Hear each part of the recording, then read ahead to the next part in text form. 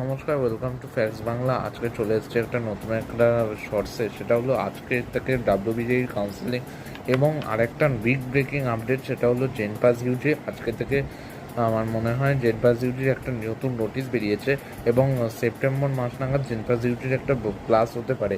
এবারে আমি জেনপাস ইউজির জাস্ট এক্সাম্পলটা দিয়ে দিলাম যে এবার রাজ্য ধীরে ধীরে এই ওবিসি জটটা কাটার ফলে রাজ্য এবার ধীরে ধীরে পরীক্ষা নেওয়া শুরু করবে, বা যে সমস্ত রিক্রুটমেন্ট প্রসেসগুলো বাকি আছে সেগুলো ধীরে ধীরে নেওয়া শুরু করবে।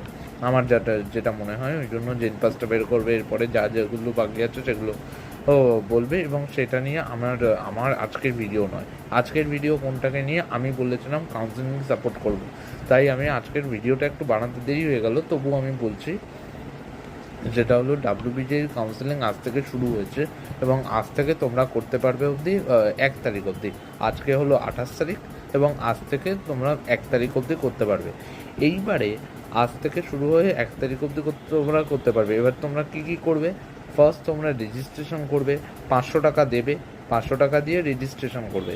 500 টাকা দিয়ে রেজিস্ট্রেশন করার পর তারপরে তোমাদের একটা প্রোফাইল ক্রিয়েট করতে হবে।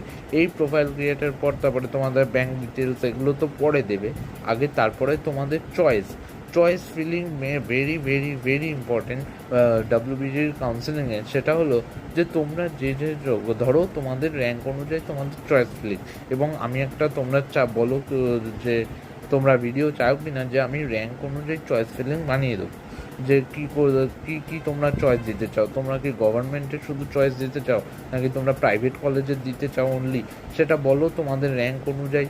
এবং আমার মনে হয় যে আমি একটা জিনিস প্রেডিকশান করতে পারি যে এবছর হয়তো কাট অফটা একটু কম যাবে, বা কাট অফটা একটু লো যাবে।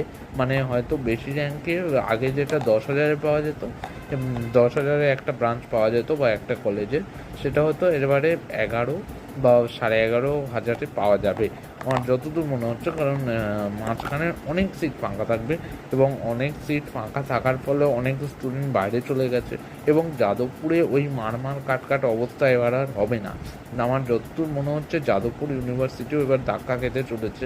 এবছরের যাদবপুরের কিন্তু অন্তত 5-6 হাজার অবধি র্যাঙ্কে অবধিও যাদবপুর ইউনিভার্সিটির লোয়ার ব্রাঞ্চগুলো চলে যেতে পারে। আমি জানি না যে সিএসসি যাবে কিনা, কারণ সিএসসি ওই 100-200, হয়তো সেটা 500 অবধি ম্যাক্সিমাম যেতে পারে, ম্যাক্সিমাম।